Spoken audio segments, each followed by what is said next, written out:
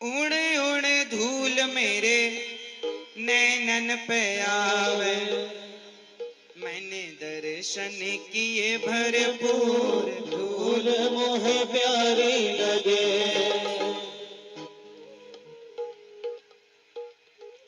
कुशनगर में उड़े रही धूल, धूल मोह प्यारी लगे। कुशनगर में उड़ रही धूल, धूल मोह प्यारी लगे। बोलिए भक्त वत्सल भगवान भगवान की जय।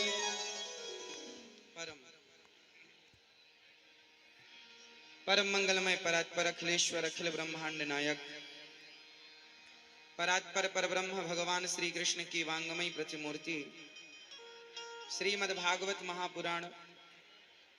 दूर दूर से आई हमारी माताएं बहनें श्रोतागण भक्तगण साधना टीवी और यूट्यूब पर कथा का रसपान कर रहे सभी भक्तों को जय श्रीमन नारायण, जय श्री कृष्णा, राधे राधे। आप लोग जो भक्त लोग पीछे खड़े हैं, आप यदि बैठ जाएंगे तो बहुत अच्छा हो जाएगा। सब बैठ जाइए। मैया आप लोग तो बैठ जाओ, ये पूरी देखो जगह पूरा आपके लिए, बैठो, खड़े ना रहो, चुप्पी टाप रहो और कथा सुनो।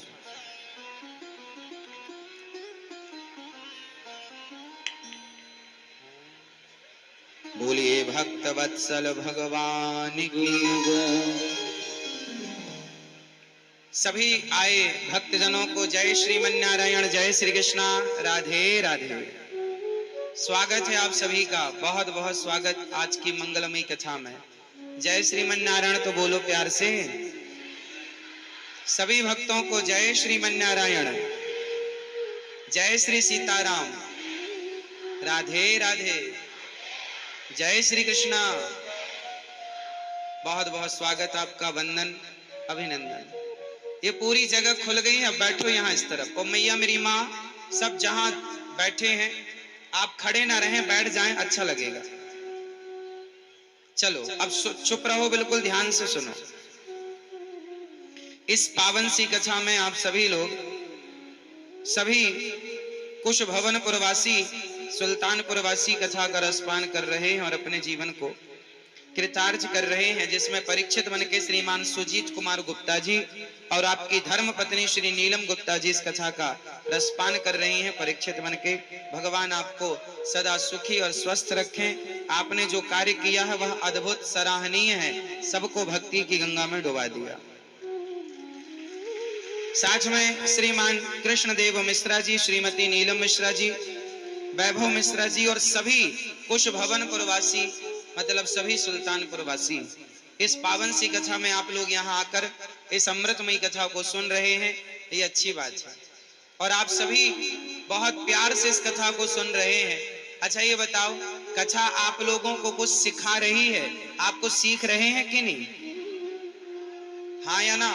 कथा किस किस को अच्छी लग रही है? अच्छा सबको लग रही है।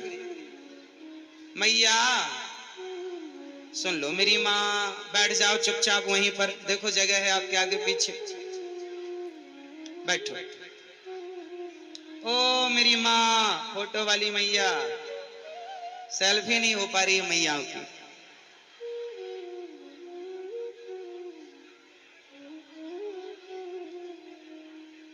चलो भगवान की अमृतमयी कथा में चलते हैं।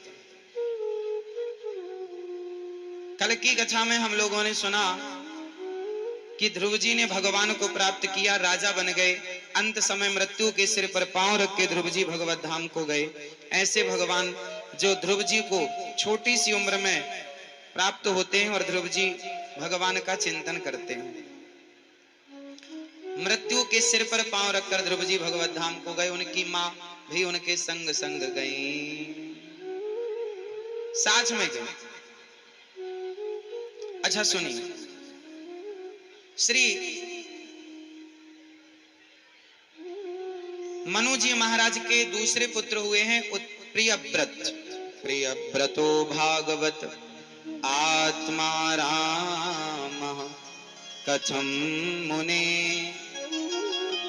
ग्रहे रमत यन्मूलः, कर्म बंधा पराभवः। प्रिय व्रत जी के वंश में इनका विवाह विश्वकर्मा की पुत्री वर्हिष्मति से हुआ। इनके वंश में भगवान ऋषभ देव हुए, जिनके 100 पुत्र हुए। उन्होंने अपने 100 पुत्रों को उपदेश किया, सिखाया, समझाया कि मानव शरीर क्यों मिला है। उनके उपदेश से 9 पुत्र योगेश्वर हो गए और सबसे बड़े पुत्र श्री भरत जी महाराज को राजा बना के वो चले गए। ऋषभ देव भगवान ने अपना शरीर भगवत चिंतन में लगाया और उनका दिव्य भगवत धाम गमन हुआ। प्रिय भक्तों, भरत जी राजा बने। एक दिन प्रजा को आपने समझाया कि संसार ठीक नहीं है, संसार से नाता तोड़ लो। पर दुनिया कहां मानती।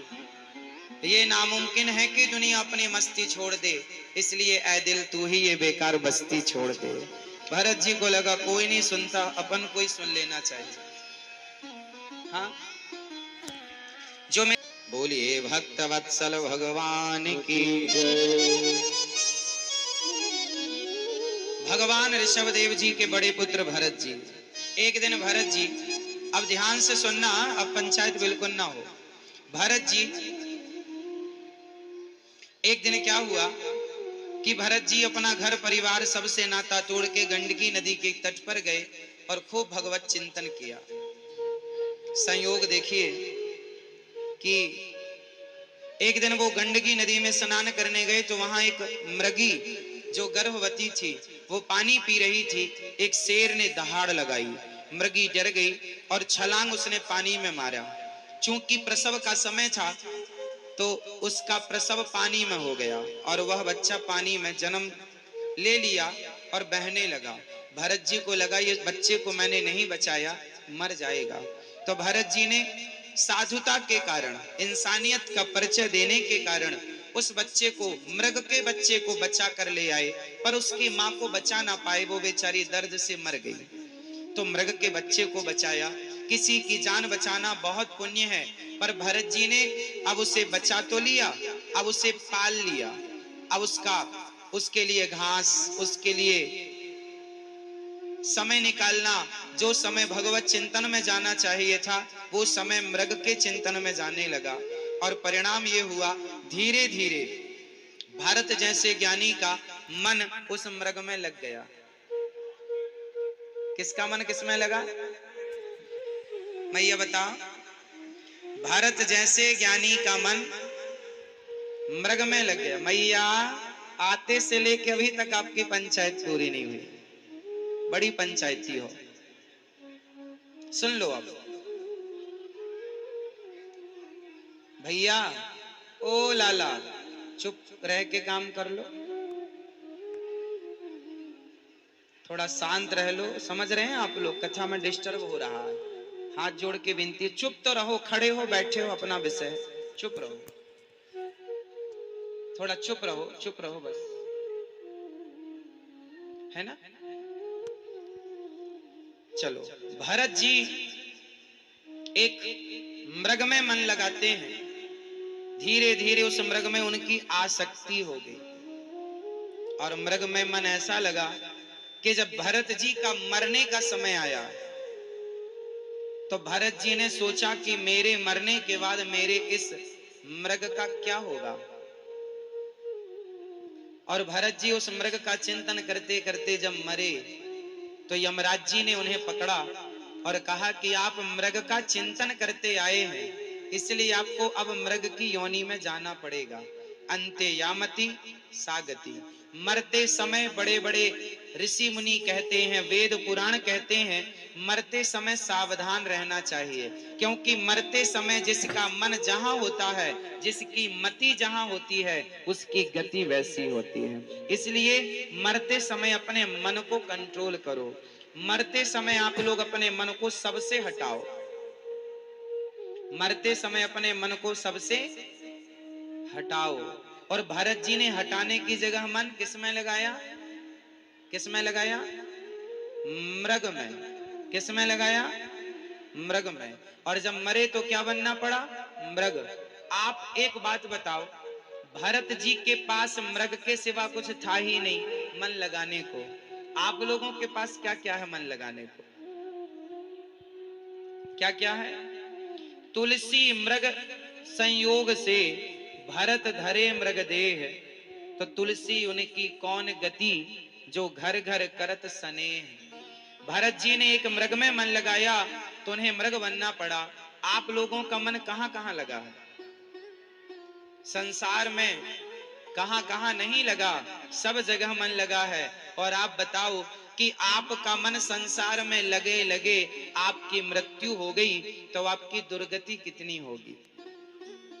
इसलिए अपना इस लोक में और अपना परलोक में, चलो परलोक की छोड़ो, कोई कहे कि किसने देखा परलोक, चलो छोड़ो थोड़ी देर के लिए, इस लोक में ही सही बताओ किसी में मन लगाने से आपको सिवाय दुख के क्या मिलता है? काम, अच्छा क्या हम कुत्ते की सेवा ना करें? करो। क्या हम मृग की सेवा ना करें? करो। क्या हम गाय भैंस की सेवा ना करें? करो। क्या हम पत्नी के साथ ना रहें? रहो। क्या हम बच्चों को पालें पोसें ना? करो। सेवा उनकी परवरिश करो, सब कुछ करो। कहा केवल इतना जा रहा है, काम करने का मना नहीं किया जा रहा है, कुत्ते को रोटी डालने का मना नहीं किया जा रहा है। मना सिर्फ इस बात का है इन किसी भी वस्तु में अपना मन लगाने से बचो। मन ना लगाओ, व्यवहार पूरा करो जो करते चले आए हो। व्यवहार करने का मना नहीं कर रहे हैं, मन लगाने का मना कर रहे हैं। गति मन से होती है। हमारे शरीर में सदगति और दुर्गति किसकी होती है बताओ? सदगति स्वर्ग कौन जाता है, नरक कौन जाता है? शरीर जाता है तो आपका शरीर तो यहीं जल के राख हो जाता है। सबके सामने आपका शरीर जल जाएगा या जमीन में गड़ जाएगा। तो अब नरक स्वर्ग कौन जाता है बताओ? स्वर्ग नरक कौन जाता है? फटाफट उत्तर दो, इसलिए बोल रहे हैं ध्यान से सुनो। मेरी माँ, ओ पीछे वाली मैया बैठ जाओ। मेरी माँ, आप बैठोगी ना तो पीछे और जो भक्त बैठे हैं उन्हें दर्शन लाभ होगा। बैठ जाइए, भागवत जी का प्रार्थना है, हाथ जोड़ के आप बैठ पाओ तो बैठ जाओ, जितने में खड़े हो उतने में बैठ जाओ। ध्यान से सुनो। ये बताओ कि जब हम मरते हैं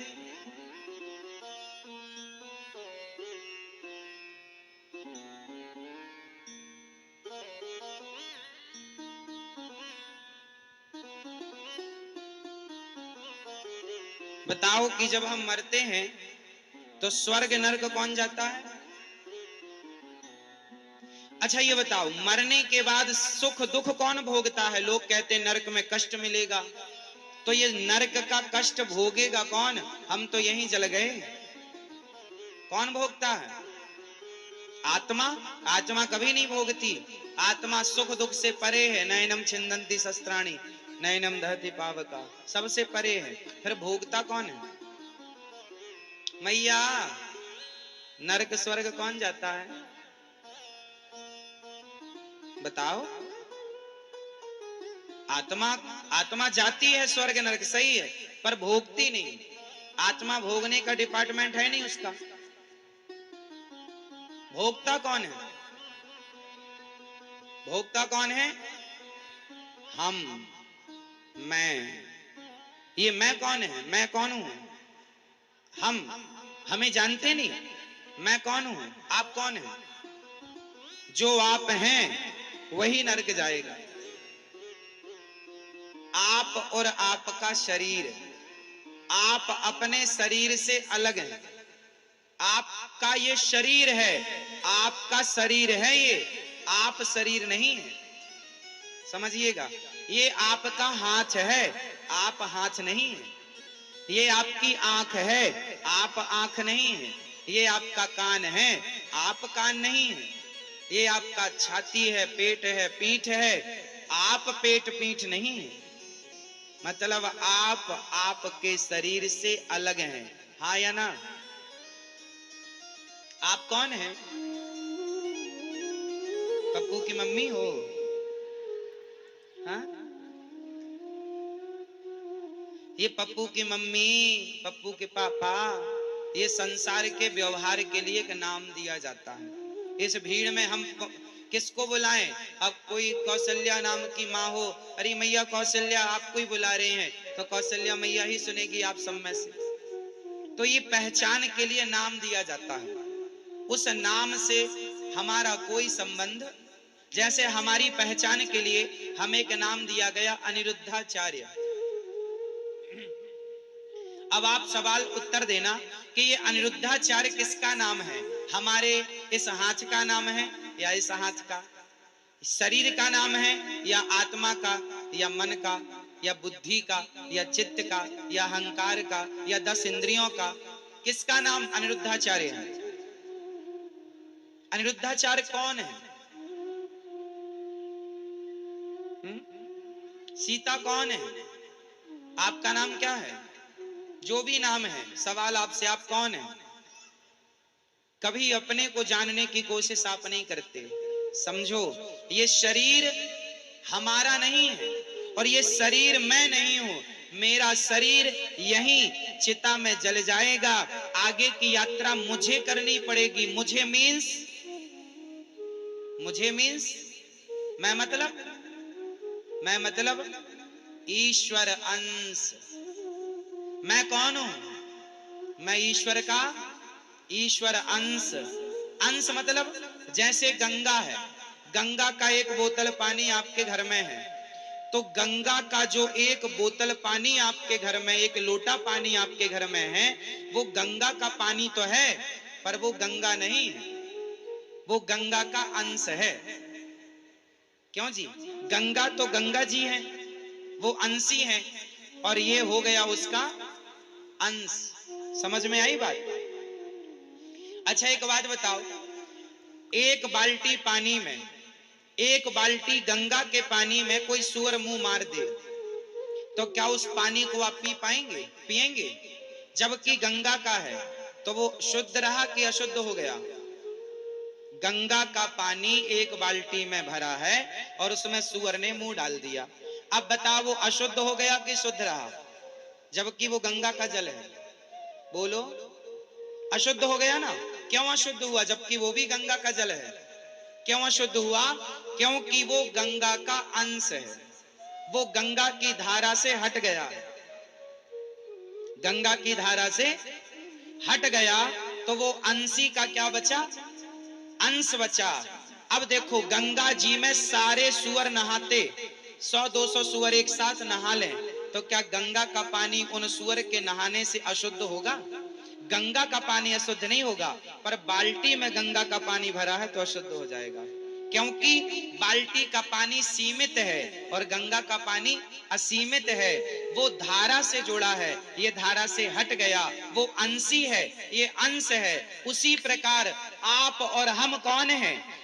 ईश्वर के अंश हैं। ईश्वर उस गंगा की तरह है और हम उस गंगा की एक बूंद की तरह हैं। परमात्मा गंगा है और हम उस ईश्वर रूपी गंगा की एक बूंद है, जिसे ईश्वर अंश कहा जाता है। तो हम कौन? मैं कौन हूं? जोर से, मैं ईश्वर का अंश हूं। तो भोगेगा कौन? मैं मीन्स मन। मैं मीन्स मन। मैं कौन हूं? सूक्ष्म शरीर। आपके पास एक सूक्ष्म शरीर होता है, जिस शरीर से आप सपना देखते हैं। आप अपने घर पर सोए, पर सपने में हरिद्वार चले गए, सपने में अयोध्या जी चले गए, तो सपने में आप गए, आपका शरीर यही था, तो सपने में जो गया वो कौन था? वो कौन था? सूक्ष्म शरीर था। और वही सूक्ष्म शरीर, ये शरीर यहाँ मर जाएगा, जल जाएगा, सूक्ष्म शरीर हमारे साथ जाएगा। उस सूक्ष्म शरीर को विद्वान मन भी कहते हैं। क्या कहते हैं? मन। क्या कहते हैं? मन। इसलिए सारी फसाद की जड़ ये मन है।